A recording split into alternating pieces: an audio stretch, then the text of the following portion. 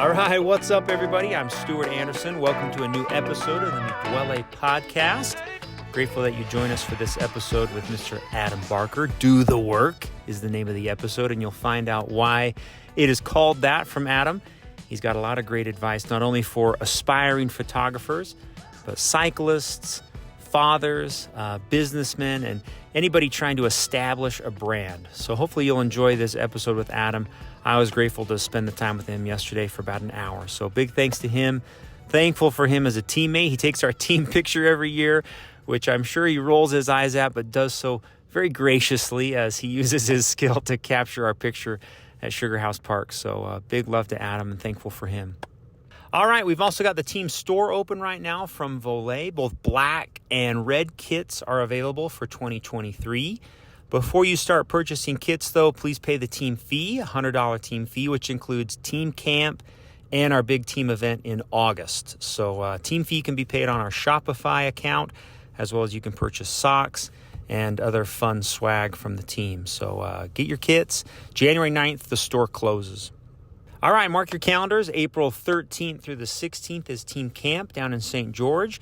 We hope everybody on the team can join us. And if you're looking for answers to anything that happens there, we have all the information about team camp on meduole.com. You can find a very specific page that details what camp is like, what you can expect, the routes, meals, everything that goes into those few days down in team camp at St. George. So hopefully everyone can put that on their calendar and join us. All right, last announcement. Grateful for everybody that's joining us on Zwift. If you're not part of the Zwift ride, you can go to the Zwift Companion app and ask to join the Duole Club. It's very easy. Once you've joined the club, you'll get notifications of all the team rides and all the team events that are going on Zwift. We hope everybody can join us. It's a lot of fun, as well as a lot of fun prizes that are being given away by our sponsors, Duole and cyclingupgrades.com. Last week, Corby gave away these big canisters of gear wipes. I don't know if you saw them or not or know anything about them, but they're the silica gear wipes, and it's an incredible product. Corby sent me a barrel of them so I can understand what they are. But this is a wipe that we'd use to wipe off your hands. You would wipe down your bike. You would wipe down any gear after a ride, or whether it's greasy or has grime on it or dirt on it. This is an incredible product that you can pop over to cyclingupgrades.com and buy them. It might be a fun gift for anybody, but I've been using them now as I get off Zwift. I wipe my bike down. I wipe down all my gear. I wipe down my hands. They are a really cool surface cleaning product, just this cool gear wipe that he is selling. So big thanks to Corby. Thanks to all of our sponsors for the 2023 year and the work that they do to make sure Duole is successful. So with that, enjoy this episode with Adam. Thanks to him, and thanks for everybody listening. All right, enjoy. Welcome, Duole podcast. This is the Adam Barker edition. It's just the two of us. So blessed. Hey, I've got a beautiful introduction written by your lovely wife. Very grateful for the time she spent. But before that, any announcements? What should we talk about? Your mustache. Oh, mustache. It's been a journey. I graduated high school in 1997, which is also the year that I started growing this mustache. It just started to come in a couple months ago. It looks like, I think at first we were like, oh, that's fun. That's like now it's real. It's like a real thing. Yeah, no, at first it wasn't even like, that's fun. It was like Park City Point to Point's coming up and I might as well, just there's going to be a dirt stash at the end anyway. So let's make a mustache. And then, to be perfectly honest, people just can't not talk about it. And you know that because you've had a mustache your entire life. It's bad. So switch over to video if you're listening to audio. Just pop over to YouTube, take a look at this thing. It actually has created a great in my life. I don't comment on people's looks because I had a when you have a mustache, people they have to talk about it. You just don't want to start that battle. You don't want to get into that. But I will say, I think the pendulum swung when I was riding mountain bikes at Corner Canyon, and I slowed down to wait for Ash or somebody, my son. And this guy passes me, and as he's passing, he looks over his shoulder, and goes, "Sick mustache, bro!" Yells. That was one. Second one. Uh-huh. was when I was checking out of the Cafe Rio in Payson, Utah. Yes. I was down shooting fall scenic stuff up on the Nebo Loop. Go to Cafe Rio at the end of the day, tired, had Drew, Francisco, we'll talk about Francisco a little bit, with me. And we get checked out. Guy's ringing us up. It's like this 17-year-old kid. And he's like, hey, by the way, I love your mustache. Yeah. I'm like, okay, I'm in. I'm in. I always tell people that it's not real. I'm like, oh, this is glued on. This isn't even a real mustache. I actually take the opposite and I tell them that is 100% human hair. When I walked out for church 2 weeks ago, I'd shaven it, and my neighbor goes, oh, yeah, you look way better that way. And I was like, cool. Thanks so much. That's awesome. Yeah. Okay. Well, being perfectly honest, and then we can move on from the mustache. It's like a daily affair here. I'm gonna hold out a little bit for ski season. Good. And then we'll just have to see. It looks good. Okay. Why, thank you. The beauty about this experience is that, as a reminder, the podcast was created with an attempt to connect different members of the team who you maybe don't know. And what I love about this is that cycling was the start of this beautiful relationship. I would not have known this lovely gentleman if it wasn't for this team. And there's many of you who I would not even be friends with if it wasn't for cycling. So that is a fun way. Hopefully this will be a good way to meet Adam. And next time you see his mustache, say, I know a bit about you, young man. Very good. Okay. I'll read this, but we can stop at any moment. All right. I'm gonna let you take it away. Adam is a man of many passions. Should we stop there? Yep, that's good. And let's wrap this episode. It's been great. Whether it's family, road and mountain biking, skiing, fishing, or taking photographs, he gives everything he does 100%. If you know Adam, then you know that there's never a dull moment when in his company. Making people laugh, his forte. He has a zest for life that is unmatched. That is true. Okay. That is just a great word, zest. Could we just kind of let that marinate for a second? Gosh, sometimes these introductions feel like they could be copied and pasted into a eulogy, but yeah, this is very good. This is going to be a zesty podcast. Like salad dressing. Adam grew up at the base of the Wasatch Mountains that he loves so much. Graduated from Highland High, went on to obtain a degree at the University of Utah in communications. He worked for years in the ski industry until 2008, when he made the leap to take his passion for photography and turn it into a career. Since then, he's traveled the globe, capturing images that leave many speechless. He has a way of putting you in a place, even if you're 1,000 miles away. He has been published all around the world and is an XGames gold medalist. When he isn't holding a camera, you can find Adam on his bike, in the mountains, on the river, teaching his boys to mountain bike, ski, fish, or dirt bike. That's lovely. He has 3 boys that will follow him on any adventure that he'll take them on. And there are many. He's an amazing father that is teaching his boys to work hard, to play hard, to be honest, and to stand for what is right, and to grow a great mustache. Asterisk. Can that be taught? I don't know.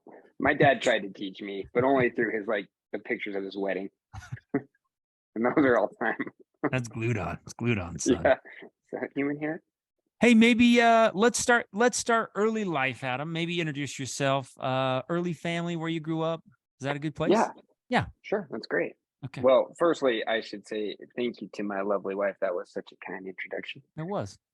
And, especially considering I slept on the couch last night, even kinder. She wrote it yesterday morning. So. All right. Lovely.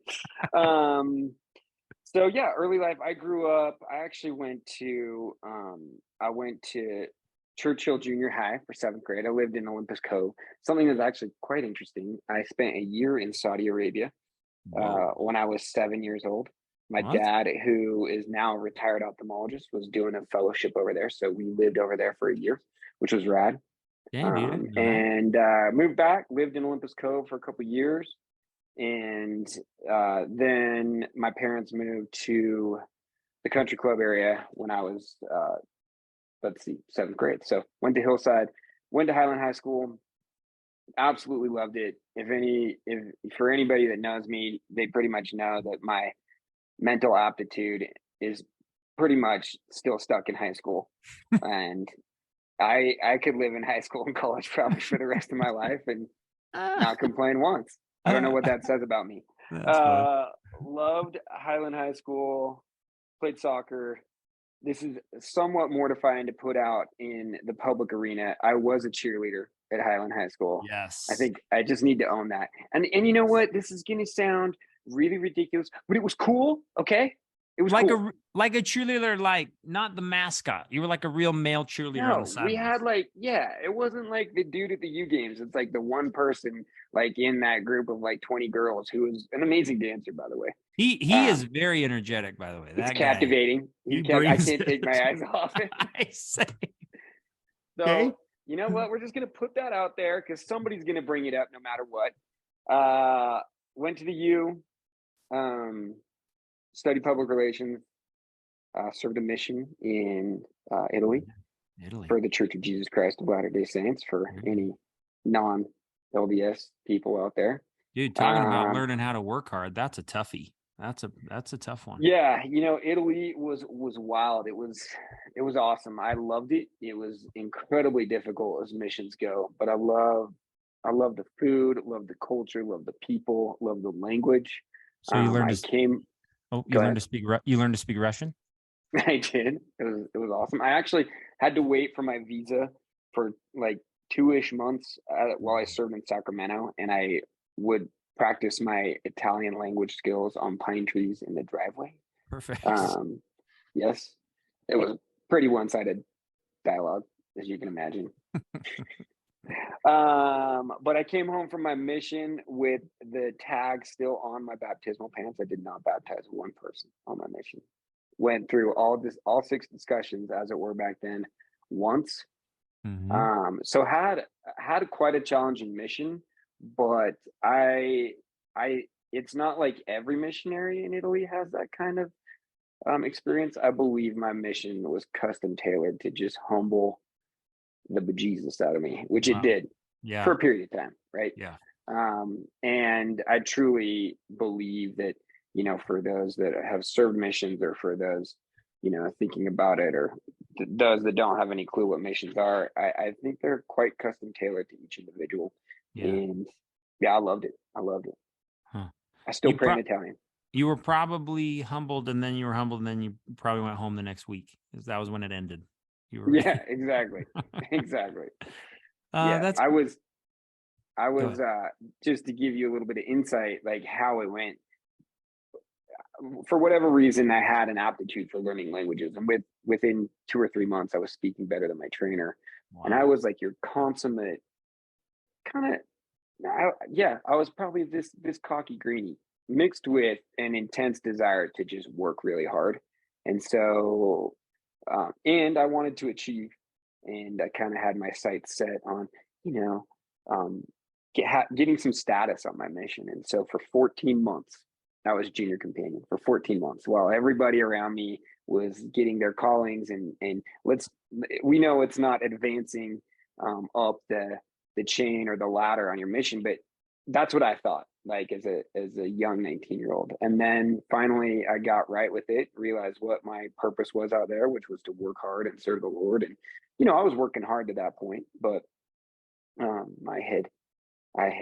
just kind of felt like my motives weren't entirely pure. And anyway, after that, like totally different experience for me. But yeah, I credit my church mission with teaching me so many things about life, and truly it was an amazing training wheels, as I put it, for my career, because I face as much rejection in my career as I do on my mission, to be perfect.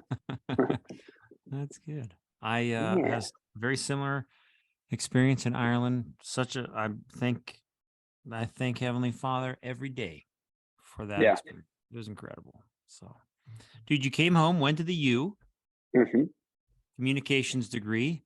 I got to hear this. This is a very intriguing part of your life. So let's do it. Yeah. So let's see. I and we'll talk about this a little bit later as well, but skiing has always kind of dominated my life. Like I was the kid when I was younger, just like my walls plastered floor to ceiling with ski posters, magazines, pictures. I every part of my trapper keeper or whatever it was that we carried around high school or college back then was plastered with ski images. I took the cover of the Ensign and pasted it over a ski magazine so I could have it on my mission. I was pretty obedient, but other than that, so skiing just, my schedule was built around skiing. I studied communications because, let's be honest, it's a pretty easy major. Wasn't entirely sure what I wanted to do.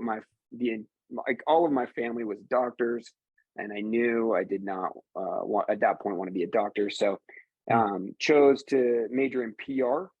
Worked in the ski industry in public relations for about 5 years. I should back up actually. In college, lived in the Sigma Chi house, met my wife, Miranda, as she lived in the Chi Omega house, your typical Sigma Chi Omega union. Still going strong, 20 years next year, I think, 20 years of marriage. And yeah, so met Miranda, graduated college, went to work at Ski Utah. Right out of college, walked in the door, asked for an internship. They said, sure. Worked there for a little bit of time. Went to Solitude Mountain Resort, worked in marketing and PR up there for a year, and then kind of finished my quote unquote PR career at Ski Salt Lake, which was a part of the Salt Lake Convention and Visitors Bureau. And it was awesome. I learned so much. But there was certainly a ceiling both to what you could do in terms of career and what you could earn. And in that time also just became incredibly enamored with photography. It had started before, but I remember sitting at work, and instead of doing what I was really supposed to be doing when it was slow, I would just browse photo magazines, and I mean, it owned my life. And then I got to the point finally where in 2008, and I've been talking to Miranda about it for a little while, got a business license in 2007, but in 2008, finally convinced Miranda after about a year and a half to let me pursue photography as a career. And we had one kid, another one on the way. It was in 2008, the Great Recession, right? There could not have been a worse time. But I just knew in my person, in my bowels, in every part of me, I just knew in his loins, in every fiber of the loins of my bowels of my being, that I had to either chase it, or I had to chase it and fail. I had to chase it and succeed, or I would chase it and fail, but at least I knew that I can't live my life without knowing that. So to her credit, she came on board, and we made those decisions not lightly, through a lot of prayer, and just ultimately that was it, right? Like we felt like we had the Lord's blessing, which was a huge boon, because it was not easy, never has been, never will be, but incredibly rewarding.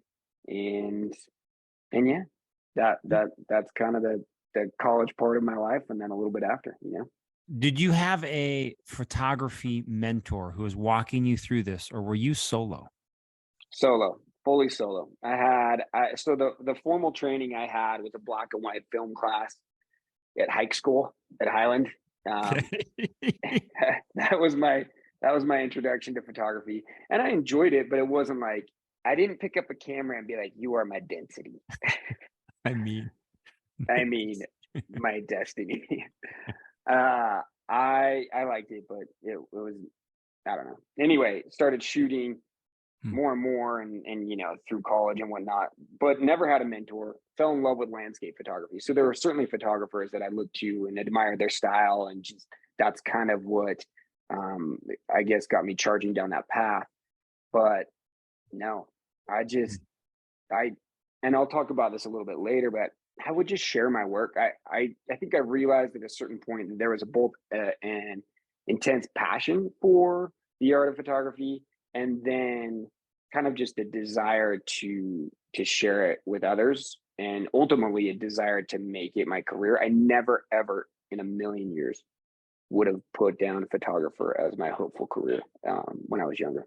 But yeah, no mentor. I've read a lot of books, read a lot of articles, shot a ton of crappy pictures, and shot a few good ones here and there. And I always tell people the biggest difference between a professional and an amateur is that a professional never shows you all his amateur photos because they're there. Kind regards. Very good. Kind regards. Love them. Okay. Hold on, let me get a sip here of my Zaxby's. Let's I want to talk more about photography, but it sounds like maybe that's coming here a little bit later. Let's talk just for one second about early athletics. I mean, I've seen water skiing pictures. I've seen you play tennis. You like soccer. I mean, right? Athletics was big. Yeah. Yeah. I was never the best at anything, and probably still remains that remains the case, but I love doing it. And, me and my best friend, Rob and I, we would play. Our summer existence was wake up, put on the rollerblades, rollerblade down to the Salt Lake Swimming and Tennis Club, play tennis for about 2 hours, go swimming, order a grilled cheese on Rob's account when he wasn't looking, swim a little bit more, go play some more tennis, and then go home.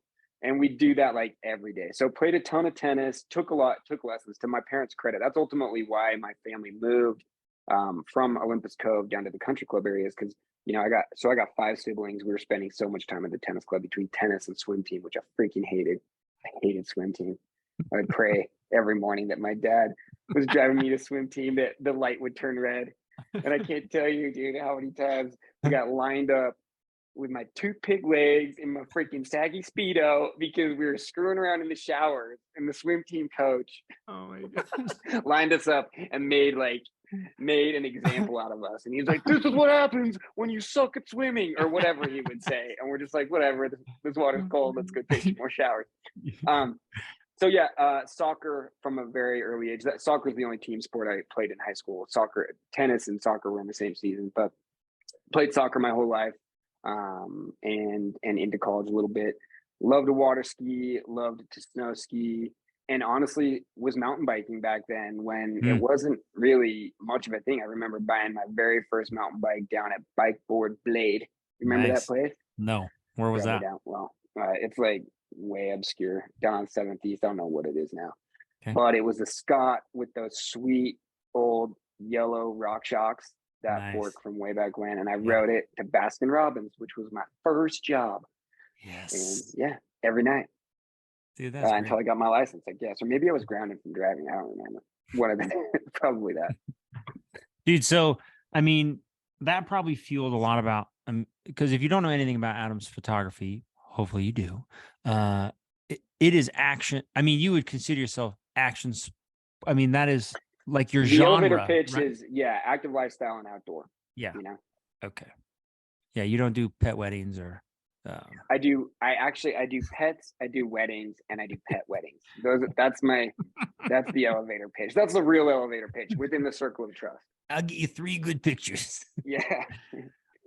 Maybe before we talk about your career, which I think is fascinating. Everything about Adam's career is so cool. Maybe talk about your 3 boys. Can you share? Oh yeah. Yeah, share about that lifestyle. I mean, Miranda mentioned it for a little bit about.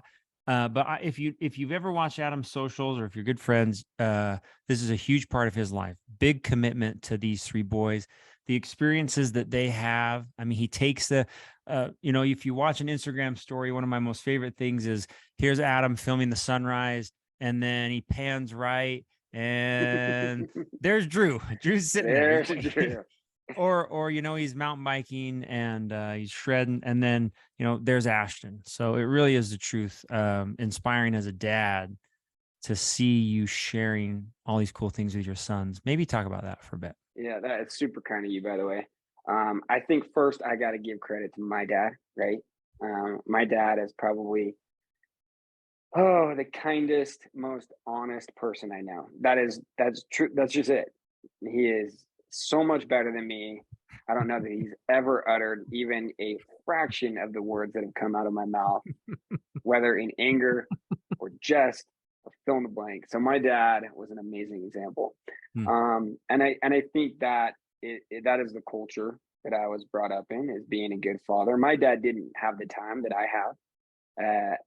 He was a doc, and he went to work the same job every day, at the Salt Lake Clinic until he retired. And we did plenty of awesome things, and he taught me how to ski. He's a terrible fisherman. He hates fishing, so he did not teach me how to fish. But he was always very active and loved to ski. But I think I just feel I feel incredibly blessed and fortunate to have the time that I have, given my career, and to have the interests, hobbies, and passions that I have. And simply there's a couple things. It's just way more fun with my boys now that they're at an age. Sometimes it's not. If I'm being honest, sometimes like it's very much a labor of love. Like when you're teaching them to ski and there's 2 feet of power, and everybody knows this, but for the most part, it is so much more fun with them, both doing it with them, but seeing them achieve and watching them, progress and find passions of their own. I just feel this intense obligation to help them experience life to the fullest. And if one of the ways I can do that is through hobbies and passions and making memories, then that's what I want to do. Yeah. They're good boys. Yeah. They are good boys. I'd be very fortunate if one of my daughters ended up with one of your boys. We'll see. They're steadily digressing. Hey, we got to get back together with the Barker. Yeah. I don't know. Very good. Hey, maybe talk about if you've ever spent time with Adam. One thing that I love about him when it comes to his career is he really you talk like it's all fun and games, but dude, you work hard. It is a lot of hustle. It's a lot of work. You're kind of like on the grind all the time, trying to make. I mean, you started from freaking scratch. Maybe, maybe talk about that, like what you've learned from your career and how that's kind of guided your life philosophy. For sure. Well, I think the first thing to understand is that everybody wants to do, well, not everybody, but there's a lot of people that want what I have. And I don't say that in an arrogant or a beating my chest sense at all, but it's traveling the world. The glamorous parts are traveling the world, working with amazing people, getting cool gear, having a tangible product that you are creating that people can appreciate. There's so much about it, but mostly it's the part of like traveling the world, going to cool places, getting paid to do it. That is about maybe I'd say 8 to 10% of my job. And thus it's a very crowded house. Every kid, and especially with social media and the advent of digital photography and fill in the blank with all the access that we have to imagery and media and content. Every kid from 12 to late 20s and beyond wants to be an outdoor photographer. And they should, because it's incredibly fun. The caveat to that is you still got to make a living. Like likes and double taps and pats on the back and compliments and, high fives are all super rad, but they sure don't pay the bills and they don't put food on the table. And so I have learned to balance, having fun, finding a career that I love, and ultimately building a brand that can be, has been, hopefully will be, will continue to be successful. And there's a big difference between, shooting great pictures and making a career as a photographer.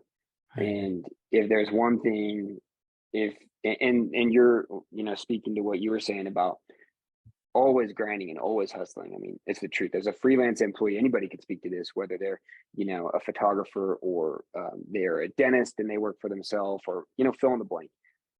If you're working for yourself, if you're not moving forward, you're only moving backwards. There's no neutral. There's no, I'm going to just hover here and let work come to me.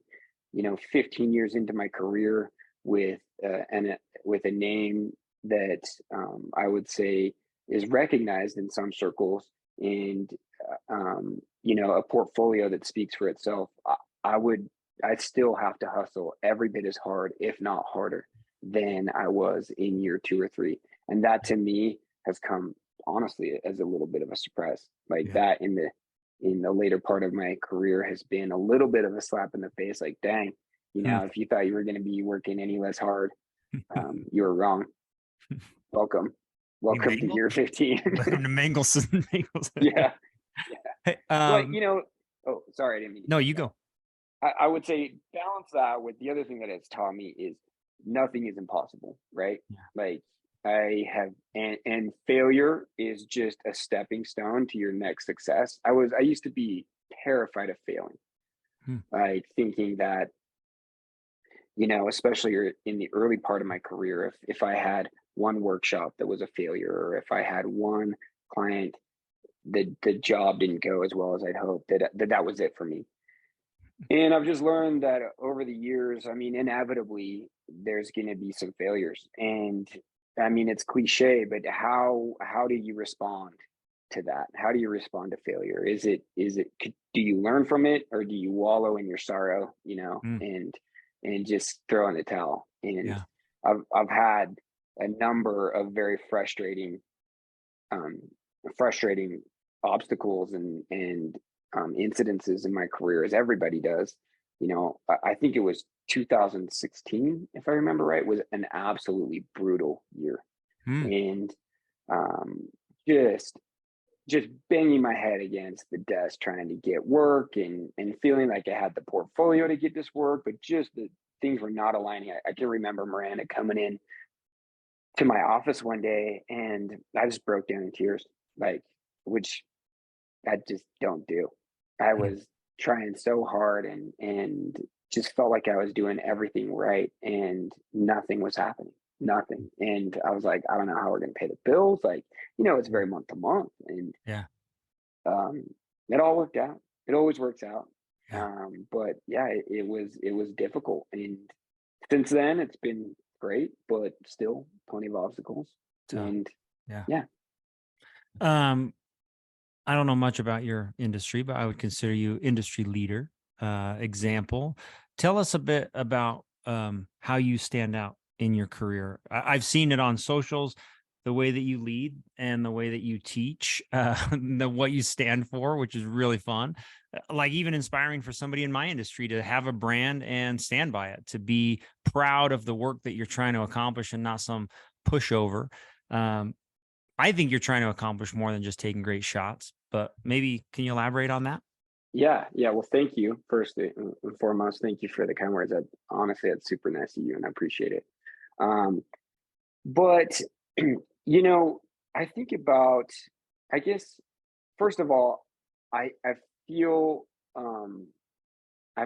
like I've carved out the opportunity to be an authority on some things about photography, whether that is the technical aspects of it. I'm a photographer's photographer, which means I am a student of composition and light and technicality. I'm not the guy that puts the camera on auto and just holds down the shutter button and sprays.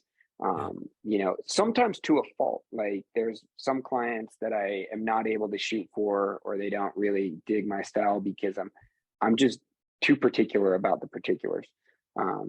But in any case, it's created a platform for me for teaching, and I love to teach. I have done workshops all over the world, from Southeast Asia to Antarctica to here in Utah. And I've done online courses where I've put together, tutorials for both photographers wanting to learn the creative trade and also the business trade. So I really do enjoy teaching. And, I'd say also, as far as the creative side goes, I don't consider myself an innovator in any sense. You don't see me out there pushing the creative boundaries of photography. I'm not doing crazy things with lights, or I don't know. I just, I consider myself a fairly traditional photographer that I would hope has learned the craft somewhat well. But I think a big push with me in photography has been the business of photography, because it's such a crowded house. Our strength is in our numbers. If I'm going to be hanging out with 8 billion of my closest friends that are trying to get the same client I am, then I would love to level the playing field and at least have people charge a decent rate for their work, to value their work, to value their brand, to value what they bring to the table beyond an index finger, that can push a black button on a box. That's not why people hire you. So yeah, I would hope to do that. And I think ultimately, when I think about, my brand or my ethos, or what I try and put out there from a business standpoint, it's two words, and that is like be, and this is so dumb, but it's just very simple. It's be great. And I don't mean like be great in like in the work that you're producing. I truly believe that because I truly think one of the hallmarks of my brand is transparency. I think you probably know that from following me on social media, is that there's very little I won't allow you to see, whether it's faults, whether it's triumphs. I don't hold my creative secrets close to the vest, because they're not secrets. Everybody, no matter what you think, they're not secrets. But I truly believe that putting good out into the world comes back to you many times over. And you can call that financial success. You can call that friends for life. You can call that loyalty. That's how I live my life. That's how I run my business. And tried to live my life and tried to run my business. And it has never failed me, like in terms of what has come back to me. Yeah. Nice. I love that. Maybe before we get too old, we need to get on audio here the story of the X Games medal, so it can live in history for all time. I gotta know, start from beginning, how it happened, because I think it'd be fun. I'll put the picture up in the video so you can see it, but maybe tell that whole story, because it's awesome. So the athlete is Julian Carr, and anybody that knows anything about skiing knows that Julian occupies a way legit space in that scene. Julian is old like me now. Sorry, Jules, you're old. We're 43, yet somehow this guy is still just launching himself into space. So Julian and I have known each other since college. We were pledge brothers at Sigma Chi, and I knew him before he was a professional skier, and he knew me long before I was a professional photographer. And we just stayed super close. And so we have this great rapport. We were up at Brighton on this particular day. It was a deep day, and we'd done some POW shots. And to be honest, I don't shoot a whole lot of cliff shots. I don't shoot a whole lot of air shots. And the reason being is because I shoot a lot of skiing in Utah, and Utah, like, all the cliffs have the flattest landings. So you just punish yourself. And most of the time they just don't look that great, and they don't get published. So, air shooting cliffs is not really my forte, but in any case, shot some power shots. It was really deep. Jules had an idea that, this is a pretty famous cliff, that we were going to go check this out. And he went up, we went down low and probed the landing. And he's very meticulous. Like, for such a risky endeavor, he mitigates the risk like as much as he can. It's pretty remarkable to watch him work. He stays incredibly calm. So figured out that it was good to go. Actually, I was down there probing around. He had stayed up on top of the cliff, and my goal with every photo is to kind of draw you into this, viewing journey, to hold your attention. And I can do that quite easily with landscape photos and other imagery, but it's really difficult with an action photo to create an image that stands on its own photographically, and also speaks to the enormity or the scale or the just unbelievable nature of the action taking place. Yeah. It's Julian hucking an 80-foot front flip, right? So how can I show how rad that is? Yeah. But still take pride in it myself as a photo, right? As a photographer. So anyway, I'll try and shorten this story. When he's standing up there, the athlete, I make the athlete throw a snowball off their takeoff so I can see their trajectory. And I want to know what he's going to look like. That's how I kind of put together my composition. And I said, are you going to do a straighter? Are you going to do a front flip? Okay. He says, I'm going to do a front flip. And okay, I find my composition and then I tell him, I'm like, okay, I need you to be at the apex of your front flip, like, half a second, 1 second max from takeoff. This is where my space for you is in this frame. Because in this frame, I'm not moving the camera with him. I've found my frame and I'm holding it still. And so he's good to go and he's just about ready to drop. And I'm like, wait, you gotta wait, because the sky was cloudy, just kind of slate, like gray structure was clouds. And I just knew I didn't want that. I needed some sort of structure in the clouds and in the sky. And so he was just about to take off. I made him wait a little bit longer, which is no easy feat when you're standing at the top of an 80-foot cliff. And finally, clouds came by, little bit of blue in the sky. He goes, click, click.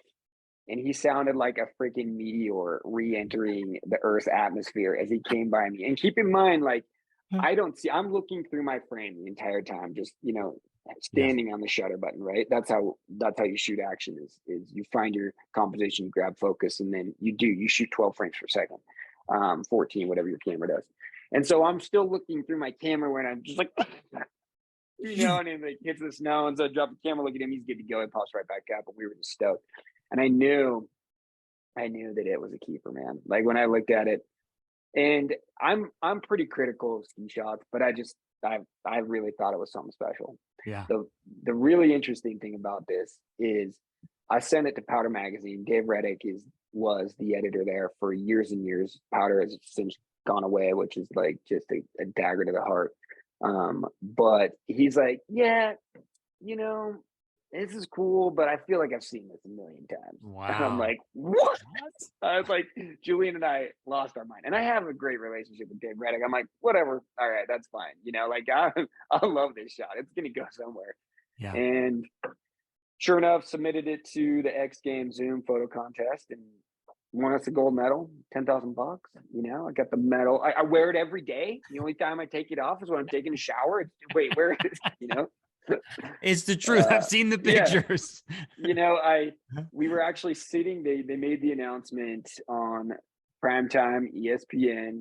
X Games were going. We should find the clip, man. It'd be pretty rad to put up. But we were at I'll send it to you. We were at my parents' house, and truly, like, I was holding out no hope. I've lost a lot of photo contests in my life, and this was going to be no exception. And I was not particularly invested in it. I truly wasn't. I was one of the finalists, but whatever, like I can't tell you. And photo contests are so subjective. And in any case, and this one was won by popular vote. Right. That's right. We voted. Yeah, that's right. So we're sitting there watching, and they announced my name as the winner, and we just lost our minds. Like my whole family, and like people were jumping up and down. Ashton was jumping up and down. I was holding the baby, or somebody gave me. I don't even remember. I was holding one of my sister's babies. I'm like, take this. It was great. It was rad. Dude, so cool, so fun. Yeah. It's only cool too because I remember like a couple weeks later, like a couple days. The box comes with that freaking giant gold necklace. I gotta be honest. The gold medal is so much cooler than I ever thought it would be. We've since gotten it framed in this shadow box with a picture with the print, and it's cool. It's cool. I have to say, totally unexpected. Never thought I would take a whole lot of like pride in it, but it's pretty rad. Yeah, it's awesome. I think it's awesome. Very fun. Thank you. Hey, I wanted to ask a few questions about, Adam and I have actually, as I thought about it over the last couple of days, we've experienced a lot of the firsts. Don't make this come off wrong. A lot of my firsts have come with Adam. I'm so flattered. I'm blushing. But a few of those are bike races that we've done together. We did Rockwell Relay when we barely even knew each other one year. It was so fun. Some of the best. Well, at the time it was not fun, but then now memories. We were both dumber after that. There's no question. I lost a good portion of brain. But I've got some rapid fire questions here as we kind of move in. Okay, favorite bike you've ever owned? Ooh, I think it's my current. Well, actually, favorite bike has got to be my mountain bike. My current mountain bike, Okay. Yeti SP 100. They don't make it anymore. It is just an absolute cross country laser. Yet somehow descends Hmm. unbelievably well. That's fun.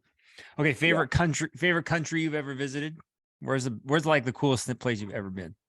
I mean, I've been a lot of cool places, but my favorite country is Italy, hands down. Yeah. I just can't not. Like, I could go to Italy for every year for the rest of my life and Hmm. never get sick of it. Nice.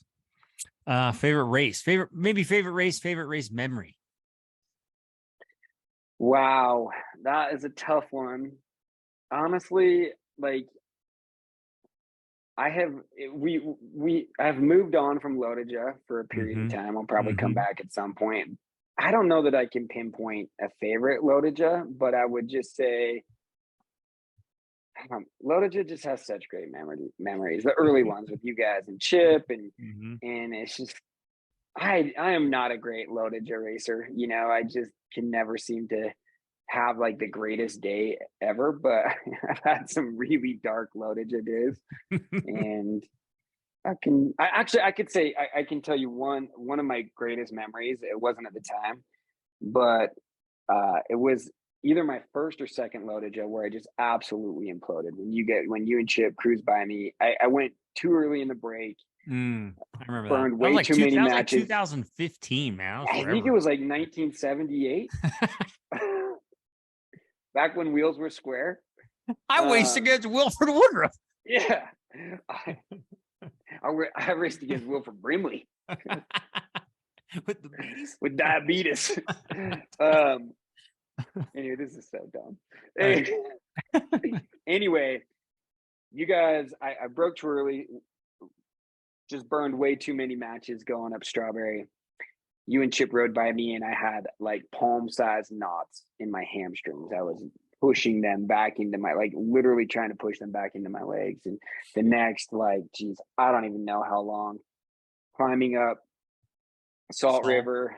Mm-hmm. I was literally going backwards. I remember a kid, like 17-year-old kid. I don't know how old, what the youngest age of a competitor is, but he rolls by and I was riding that stupid bike. I don't even remember what it was, made of toothpicks. Um, and he's like, "Hey, great bike." I'm like, and I literally, I don't know what I said, but I could not put any power into my pedals or my legs would cramp up. Got to the top of Salt River, literally had a good cry, down to Red Bull, came down, pedaled into Alpine on one pedal because I couldn't pedal with my other leg. It was just cramping. Got to there and I I was so heartbroken to see Miranda and tell her that I thought my race was done, you Yeah. know, and I just didn't see how physically I could come back from it. It was just so brutal and my body could not pedal without cramping up. And Burger and Fries, Johnny came over. Mm-hmm. This is when I got my introduction to pickle juice. Mm-hmm. Literally, I got help getting off my bike. My back was cramping, my arms were cramping, everything was cramping. Laid down. He brings over this jar of pickle juice. You get a couple bottles of Gatorade, a couple bananas, and keep in mind too, like let's talk about the early years of cycling and how we knew absolutely nothing about I know. fueling our bodies, I right? know. And so, you know, I'm like, you got any Snickers? You got any, I don't know, Oreos? Like, I swear that's how we would like, Uh-huh. or you went the other direction and you're like, I take a rice cake with, you know, on a full moon and I like to inject like just some, A raw potato. yeah. And if you can get like some sea urchin in there as well, they tell me that really adds to longevity on Oh these my rides. gosh. Anyway, uh 25 minutes later, I think I got back on the bike and honestly kind of came back to life and had a great last part of the race. But Johnny was a freaking lifesaver. He wasn't riding that year, he was supporting his sister Yeah. Heidi. And I mean, Didn't your dad show up too? Was that the year that he my rode in dad, with yeah, you? my dad was at that race and my Yeah. parents would like, yeah, they would pass me and they were like cheering me on, but it was dark. I mean, you know, it Yeah. was dark. It was a good day. Yeah. Very good. What about one thing I love, you're always up for the sunrise. You got a favorite place for sunrise? That is a good question. The Middle Provo River is pretty spectacular. It's kind of crowded from a fishing standpoint, but with Mount Timpanogos in the background, that gets early light, and like it's pretty remarkable. Yeah. There's other places, but that's a pretty awesome spot. Do you remember taking me up in a helicopter? I do. That was rad. We were doing a shoot for daybreak. Yep. This must have been really kind of before. I mean, it wasn't before. Was it before drones? I don't even know. It would have been 2018, maybe 2017. No, it wasn't before drones. So we had drones. I guess we were just doing an aerial shoot, and I had an extra seat, so I figured, why not call Stu? And yeah, man, that was really fun. Doors off, right? Doors off, dude. I'd never even been in a helicopter. That was your first time in a helicopter? Yes. Yeah. I used to do a lot more of that before drones, shooting, out of helicopters and high wing planes to get aerial shots, and drones have since changed that a little bit. Still the best way to do it is from a helicopter, because you can use your big camera, Yeah. That was a good time. Very good. All right, we're going to transfer into some advice here, but before maybe you've been around a lot of athletes. Mm-hmm. What have you learned from being around? Not like learned, but like, what do you walk away from a weekend with a pro and you're like, wow, or not wow? I mean, what do you learn from being around them? What kind of life is that you assimilate or don't assimilate? Yeah. Well, I think first we should designate that these athletes are incredibly skilled at what they do, but it wouldn't be like a Patrick Mahomes or, Roger Federer or those guys. However, they could be considered a version of that within their respective discipline, right? But, within the core action sports, arena, there just isn't that kind of global recognition, save for 0.001%. First thing I've learned, they're just normal people, right? Rad people for the most part, especially in the outdoor and action sports community. They're usually pretty humble, because nobody loves people that just spray from their mouth. Like all the people that I know, and it's really kind of how I've tried to live my life in my career and in my athletic exploits as well, is like, just prove with your actions, right? Like nobody wants, if you have to tell somebody how good you are, then red flag, right? But the normal people with an exceptional skill set. And also I've learned, especially like with skiing, for example, that everybody has their strengths. Like, I had athletes that I would work with that I knew if I was shooting a side profile powder shot, that they were the one, like that their pole placement, which was very important in getting published. Like if your pole was, jacked up or down or over your face or weird, whatever, that you wouldn't get published. So there were certain skiers that I would know would be good for side profile. There's other skiers that I knew would be really great straight on. There's other skiers that are really flippy, spinny, and good at tricks. Some are really good at just big straight airs. Some are good at all of it, So everybody has their strengths. And I've learned to communicate especially well with athletes over the years, because my job as the person that's seeing the finished product in my head, like if they have no clue what's going on, right? In front of the lens. So I need to be able to communicate verbally what I see visually. And so that's really helped me to just break things down to a very simplified, brief, easy to digest instruction or approach, where they're like, okay, this is what we got to do. We got to get it done quick. This is what I need from you. And I would say, lastly, it's just the value of teamwork. Like for everything but landscape photography, which you're doing primarily by yourself, every other image that I create is a collaboration, whether that's with athletes or with assistants, with stylists, with producers, with creative directors. It's all a collaboration. And so teamwork and the value of good team members and creating an exceptional dynamic between people. Like the camera, people say this, I mean, it's a dumb adage, but the camera doesn't lie. And that's the truth. Like if I don't have a good relationship with the person in front of the camera, or at least a relationship, it's probably just not going to work out particularly well, or to the extent that it could. So the value of teamwork is, irreplaceable. Nice. Good. That's great. As we wrap up, I don't even know how long we've been up. Yeah, whatever.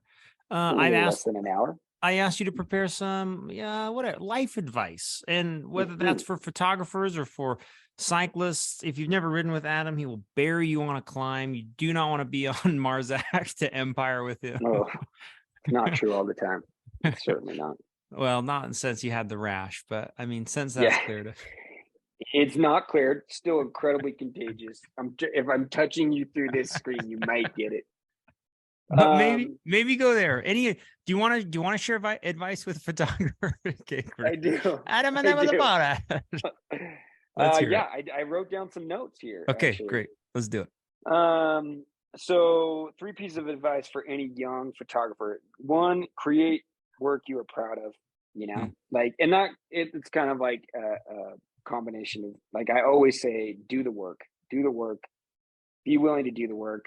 Gosh, I get so many kids reaching out to me wanting to kind of get the silver bullet to being successful and making a career in photography. And probably the first thing that comes to mind every time is just do the work, because it seems like in the younger generations, and I won't say this is true for everyone, but there is a tendency to want to bypass the work part of it and have the success without putting that work in. So do the work and create work that you really can hang your hat on.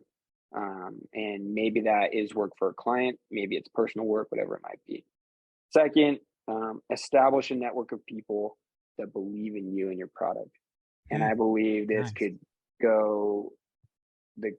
be true for photography. It could be true for your next girlfriend or boyfriend. It could be true for your husband and wife, whatever line of work you're in. I think we are ultimately successful in life thanks to the relationships that we've established and maintained across all the years that we've been on Earth, because I truly don't believe that there's anybody that has ever accomplished any magnitude of greatness all on their own merit or exploits. I just don't.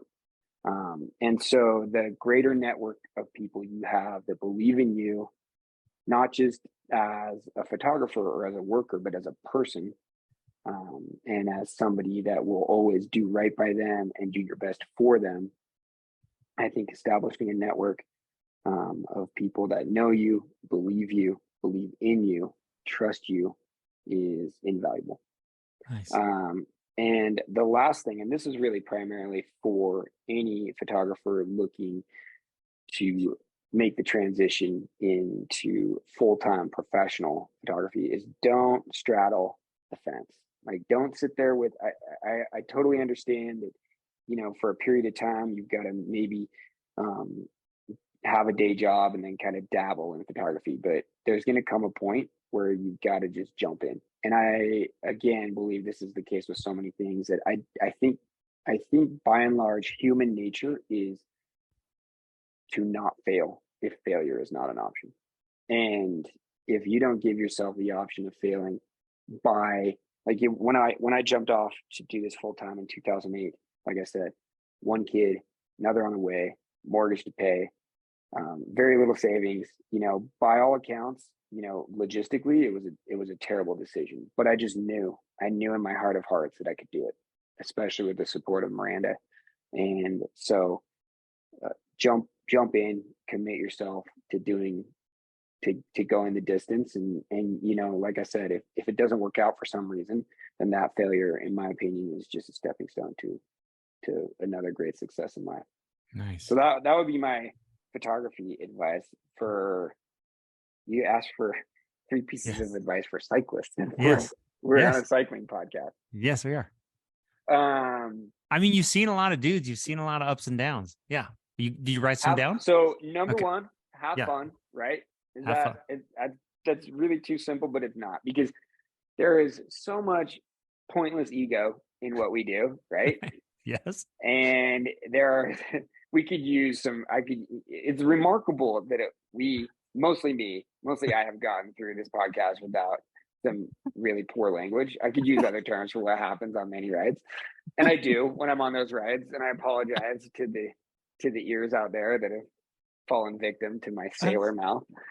But yeah, man, have fun. Like, we're just riding bikes, and yes, sometimes it's more than that, but truly for us as amateurs, it's never that much more than that, right? Yeah, I agree. To ride within your comfort, fitness, and skill level. Maybe be willing to push it, to the edge of that. That's what challenges you. I think that's what we love about cycling. But there is nothing worse than being on rides where you are getting wrecked. Like, where, let's just say you're beyond your capabilities. And whether that's because you are absolutely miserable on your saddle, or you feel bad because you're holding your buddy's back, or whatever it might be. And there's a big difference between having a bad day and putting yourself in situations that you're probably not really cut out for. So yeah, I think it's that applies to mountain biking, it applies to road biking.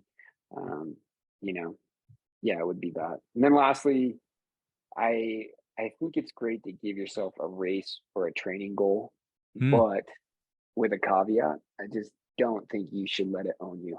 Like, how many of us let Lodija just own us all summer? And you got it in the back of your head. And, I think it took me about 5 years when I kind of got over Lodija finally, but I've applied this to point, to just like live in a space where I feel like I'm working hard and doing my best to train and put forth a respectable effort. But it's still just riding a bike, right? And it's not worth missing your own wedding for. It's not worth. It might be a great excuse to get out of a family reunion. I would totally back that. I gotta train, can't make it. When I was like early years of Lodija, I took a trainer down to Lake Powell to put on the top of the houseboat. And I totally ate it. But that's the dumbest thing. I look back, I'm like, that's the dumbest thing I've ever seen. And in my head at the time, I'm like, I'm just committed. I'm so committed. Which, that's one way to look at it. But yeah, whatever, man. Like, I would say have a race or a training goal that pushes you and that gives you something to work towards, so you're not just aimlessly pedaling out there. But yeah, don't let it own you. Good. That's good. Yeah. What about 2023? Will we have a gravel bike? Will you have a new cycling product for us? I mean, Yes. Any updates for? Okay, go. Dude, I would love a gravel bike. First of all, I'm trying to figure that out. I'm trying to. I love mountain biking so much right now. I just don't know that I can put another bike on the wall. But in any case, I have been working on a startup for the last year or so. It's called Bolt Skin and Shave. It's a skin and shave brand for men who shave their legs. So it's going to live in the cycling space. It's going to live in the triathlete, the swimming, the CrossFit, the other athlete spaces. And ultimately, I hope to scale it to a place where it has broad appeal to a general men's consumer. But I have been working a lot, to be honest, to advance this forward, and it's pretty frustrating. But working with a designer on designing razor right now, we're almost around 2 designs. I've been working with a local lab on formulating our foundational product suite, which will be a gel to foam shaving gel. We'll have an aftershave lotion, as well as an aftershave lotion with a recovery element like CBD. But beyond that, hey Drew, Francisco poking his head in. Beyond that, we'll have a razor designed specifically for men to shave their legs, because right now there's pink razors for women to shave their legs, and there's men's razors. And there's men's razors to shave faces, right? And the greater majority of us out there are using our wife or our girlfriend's razors with soap. And I'm not going to give you the whole origin story. It'd be fun to do a podcast in a couple of years on Bolt, because I hope it to be very successful. But I just think it's a space that is slowly getting destigmatized, and I think there's an opportunity to really own that space and speak to a huge number of men that shave their legs. So I'm excited, man. shave them every day. I can't wait. Yeah. Summer 2024 is the likely launch. I was hoping to do it 2023, but it's just not possible. Dude, a lot of moving parts in that thing. Crazy. Yeah, a lot of moving parts. Just had an email from her or an exchange with a factory in Finland on the razors, trying to figure it all out. Really? Yes. Finnish lasers. I believe so. Very good. Adam, thank you. You are Dude, thank you. No, I really, if you guys didn't know it, I really admire, I am so grateful for this friend of mine. He's a man of faith, if you didn't know that. Openly shares his faith, and I'm very grateful for that. Extremely hard worker, which I admire in every way, not just at his job, and loyal friend. He calls me on when I'm an idiot. Out it comes, and I'm grateful for a friend like that. You should all have a friend that'll call you on when you need a friend that calls you on stuff. So super grateful for you. Well, thanks, Stu. I honestly feel the exact same way. I think we spend, I only ride my bike 3 days a week in the winter because the other 3 I can burn an equal amount of calories being an idiot on text threads with you, laughing. Oh, you know what? The other thing we're going to need another podcast. Adam was my support one year at Loaded Judge. You remember that? Yes. I totally imploded, just like absolutely the worst race of my life. But there he was in a wig. I shed tears for you when I saw you by yourself. I was just so true. I remember I was coming down the backside of Geneva. You drove by me in your car, and you're like, "They're not that far. Like you can catch up." Yeah. You got a lot of race left. And you're like, I do have a lot of race left. Alone. Anyway. Oh man, I could do this for a long time, but thanks for the time today, Stu. Thanks, dude. You're awesome. All right. All right. Thank you. Thank you.